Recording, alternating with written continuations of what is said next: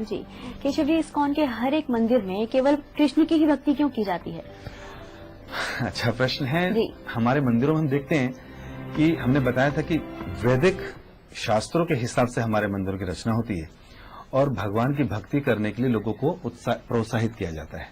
देखिए, बताया जाता है 33 करोड़ देवी देवता हैं। जी। अब 33 करोड़ देवी देवताओं के विग्रह हम लोग एक मंदिर में तो नहीं लगा सकते।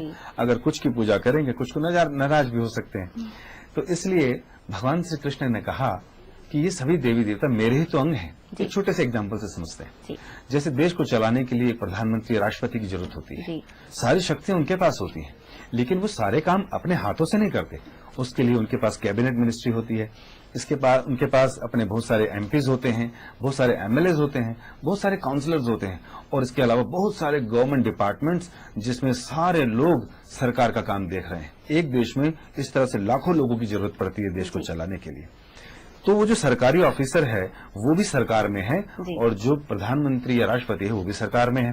तो इसका मतलब क्या हुआ, भगवान उसी तरह इस संसार को चलाने के लिए 33 करोड़ देवी देवताओं को अपॉइंट करते हैं ताकि वो इन सारे डिपार्टमेंट्स को ठीक ढंग से चला सकें। हाँ, लेकिन ये भी समझाते हैं कि देवी देवताओं में और भगवान में क्या अंतर है। कृष्ण श्रीमद् भागवत में पता चलता है कि नारद जी एक जगह बताते हैं कि यथा तरोर मूल्य निषेचनेन, एक वर्ष है, श्लोक, जिसमें कहा है जिस प्रकार अगर कोई व्यक्ति किसी पेड़ में पानी डालना चाहता है तो उसको पानी अलग अलग पत्ती में नहीं, अलग अलग शाखाओं में, टहनियों में नहीं डालना चाहिए। उसको कहाँ डालना चाहिए? पेड़ की जड़ में डालना चाहिए। लेकिन जैसे ही जड़ में पानी डालेंगे तो पूरे के पूरे वृक्ष को पानी मिल जाएगा, नरिशमेंट हो जाएगी। तो एक अलग अलग जाने की जरूरत नहीं है। उसी तरह भगवत गीता में कृष्ण कह रहे हैं कि मैं ही तो भगवान हूं और अगर आप मेरी भक्ति करते हैं, मेरी पूजा करते हैं, मैं तो संतुष्ट होऊंगा ही होऊंगा, लेकिन साथ ही साथ 33 करोड़ देवी देवता भी प्रसन्न हो जाएंगे। पद्म पुराण में श्लोक आया है, उसमें कहा गया है भूत पिशाच युक्त, अर्थात शुभ ग्रह भूत पिशाच युक्त, मतलब कि किसी भी व्यक्ति, जो भी व्यक्ति गोविंद का भक्त है, उसके पास निकट भूत प्रेत इत्यादि भी नहीं पहुंचते। और ये भी बताया गया है कि उसके सारे ग्रह शुभ हो जाते हैं। गोविंद भक्ति वहताम नारायण। फिर कहा गया कि ब्रह्मा आदि देव गणा प्रसन्ना, अर्थात ब्रह्मा से लेकर जितने और देवी देवता हैं, अर्थात 33 करोड़ देवी देवता, ये ऐसे व्यक्ति से प्रसन्न हो जाते हैं जो गोविंद का भक्त है।